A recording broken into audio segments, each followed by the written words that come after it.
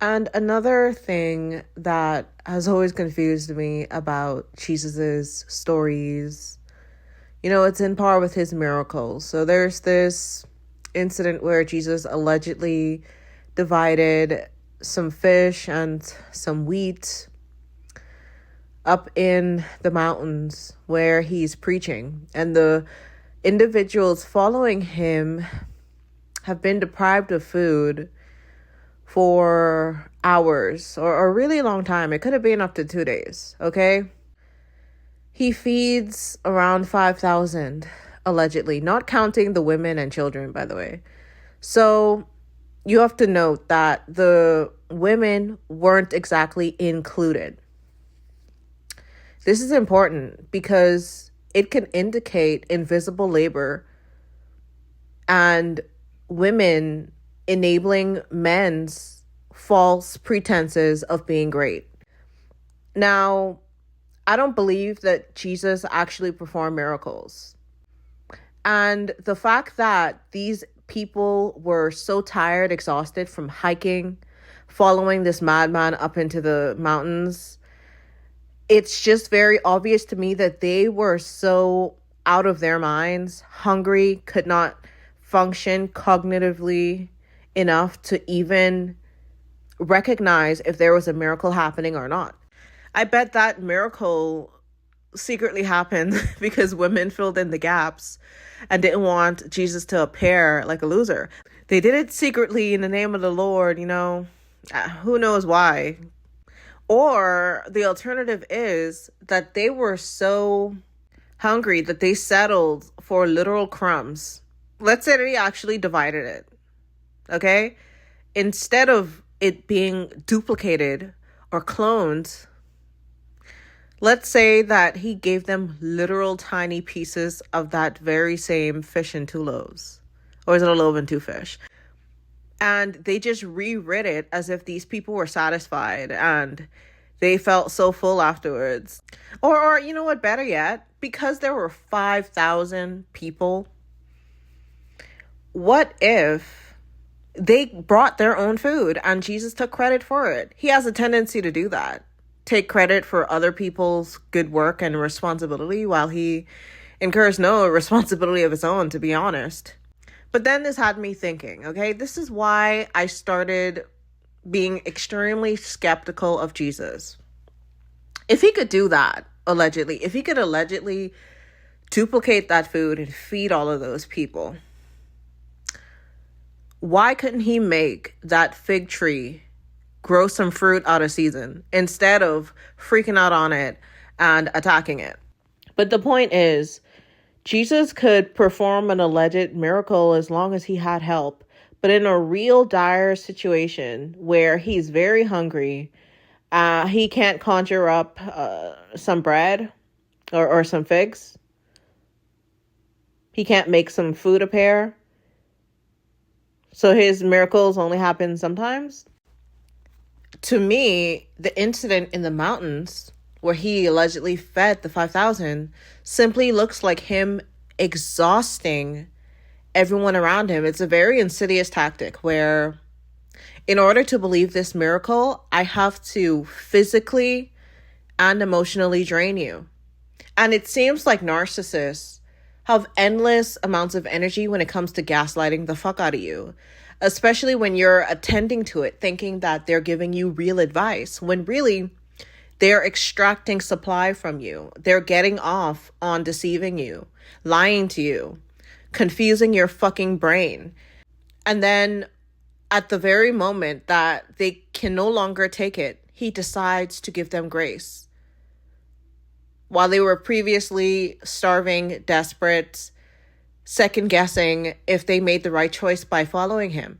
Why do you exhaust these followers first, if not a cult tactic to wear them down first before you latch your teeth onto your prey? So you think about it in this way. This cult leader is getting endless amounts of narcissistic supply from all of these people. It's literally energizing him. You wonder why it is that he's so energetic, yet all of us are drained, right? And it's because he's extracting. You think that he must be spiritually advanced in order to do said thing. But you know what? I would agree with that, because the dude's taking all of your so-called spiritual power. Okay? Now, all of this is truly psychological. It's physiological. I would even say metaphysical. Okay? You know what? I don't know what the fuck that word means anymore at this point. I'm trying to get rid of all of this fucking pseudo-intellectualism when it comes to the spirituality. So scratch that, okay? You think that you need to be on this guy's level, but you don't understand he's a fucking narc. He literally takes all of your power and then looks down on you while pretending to help you. It's the biggest scam ever. And then, you know what they say? You can do all things through Christ, which strengthens you, okay? So now you can't operate without him, okay? So then you're dependent upon this cult leader. So you can't use your own energy to benefit yourself, but you can only do it to benefit his cause. Sounds about fucking right. What are the weapons of a cult leader? Confusion, aka gaslighting, exhaustion, sleep deprivation. He literally sleep deprived those people. Okay? I need to make that very clear. Negative reinforcements. He constantly threatens hell if you don't follow him. And he wants you to be enmeshed with him. So he wants you to eat of his flesh and drink of his blood, which is very fucking weird. Some may even argue that Jesus not only was a false prophet, but in the eyes of the Old Testament or the Torah, he was a blasphemer.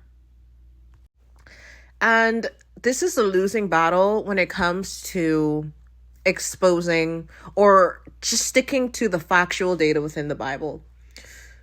Really picking apart Jesus Christ for what he is. It is a losing battle. I am such an invisible person online. And I will say this. Anytime I've questioned Jesus, there will be one person to watch that fucking video, and I will immediately, within 30 minutes, maybe an hour, see an AI video clearly referencing me, but attempting to disprove everything I'm saying. And it's very clear that that person is in religious psychosis. Or people will just listen to me so that they can passive aggressively prove me wrong and, hype up their God or whatever. And this is when I was just questioning. I wasn't a straight up atheist Dan. I wanted to want to like Jesus. I don't like being forced into anything. I won't be forced into anything, honestly. It's a flaw. I can't fake it. But this shit made me realize, like, wholeheartedly how much of a cult this is. Because these people are insane. They're behaving in erratic, hostile ways under the guise of goodness, just like their leader. So I saw very clearly that this is a part of being in the cult. And I noticed that I partially was under that conditioning myself, where I have to defend him. I have to show people how to feel about Jesus. And I decided, fuck that shit. How do I actually feel about him? Why am I being influenced on how to feel about someone who I've never personally met? And then I, had a personal relationship with Jesus, aka yourself, because he's dead. You cannot communicate with dead people. It's only really your own psyche, okay? Now, I'm not going to get into the actual scientific theories about, what's it called? Telepathy, and I don't fucking care, man. All I'm saying is I saw those people for what they are in this spiritual psychosis bubble as I was exiting it, and I think to myself, oh my God, that's how I fucking behaved? How embarrassing. And then I wondered, why is it embarrassing? Why am I ashamed? And then everything started coming together. Another thing that always rubbed me the wrong way is that it is often portrayed online how these people mocked Jesus while he was being crucified. And I do think the crucifixion was very gruesome. There's nothing about it that I particularly enjoyed. Like, I don't like how human nature can be so evil, and the more that we progress, the smarter we become. We find new ways to torture and hurt people. But the fact that people always defend Jesus because he was mocked and degraded at the cross, it doesn't really give a good argument as to why he was even really the Messiah. It doesn't disprove the allegations of him being a false prophet at all. I think that they mocked him because they knew that he was a fraud. And he screwed a lot of people over by embarrassing them, all for nothing. He gaslit a lot of people, and a lot of his strategies or miracles were very intentionally done because they were remakes of alleged miracles from other prophets in the Bible. Now, I don't know where I even watched a video where someone broke it down piece by piece, the miracles in which Jesus decided to one-up those other prophets before him in the Old Testament. But the fact that he is attempting to outdo every other great person in the Bible just shows to me that he has an issue with his ego.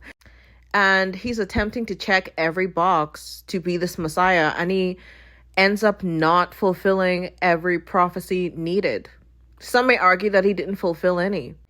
And yet, his following compensates for his failures in this area and call him the king anyway. And this causes so much cognitive dissonance. It is very bad for the psyche because it promotes anti-intellectualism. I think these religious beliefs definitely push that.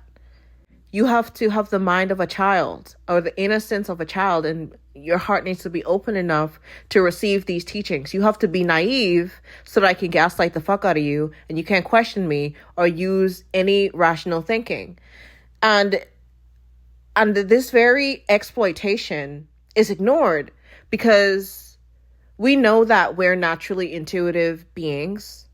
That's built into our DNA and into our bodies, okay? As our existence is here on earth, we are of it. There's always going to be more to discover. Not all spiritual information is necessarily false. It's a intuitive interpretation of some scientific things. But the fact that Jesus could insidiously weaponize your desire for a higher calling against you, he manipulates you into lowering your defenses, and then he betrays you by gaslighting and exploiting you of your labor, attention, and money. Now, I explained that Jesus has a poverty mindset. He's an altruistic narcissist. He isn't necessarily attached to money, but he needed your money because he was homeless, and everyone who followed him was also homeless. And you know what? He scrutinized them for, allegedly stealing from the money bag. I guess some of them were hungry, okay? It's hard being homeless, following behind a guy who doesn't know how to manage money, but offsets it onto you and then blames you for every financial situation you guys find yourself in because he can't stop spending the money. The moment it lands in Jesus's hands, it goes somewhere else. He was horrible with money. So I think that he was so bad with money, it seems like he didn't value it at all. But in reality, he just always spent it immediately or gave it away immediately. And giving is very, very good. But you'd think that he would solve the problem of poverty. No. Okay. At the very least, Jesus was an activist. At the very most, he was a madman for sure. But I don't agree with the way that people interpreted his messages. I really don't. Not all of them. I'm all for humanity being bettered, but it frustrates me when I look at his failures and what was promised. You promised me these things and you fail. What goes on in the mind? What is psychologically going on with someone who would promise such big things, if not them having grandiose expectations for themselves? He got so ahead of himself and lied to us because his ego couldn't take it. And that's what bothers me. That's what really bothers me. You couldn't just admit to being wrong. You had to take us all to the grave with you and all these countless people. I think about all of the people who were exhausted simply from following Jesus' teachings, exhausted in the same ways that they were following behind Jesus on the mountain. They learned to abandon themselves, deny themselves, and weaken themselves for exploitation. And that's not fair. How many people have lost their lives and lived horribly in poverty, under subjugation, thinking that God's gonna come and rescue them? How many people broke themselves down or accepted being broken down because it was the same blueprint that was taught to them through Christianity? And you know who didn't come to save them? Jesus. That's why I'm fucking mad. Jesus didn't fucking save me.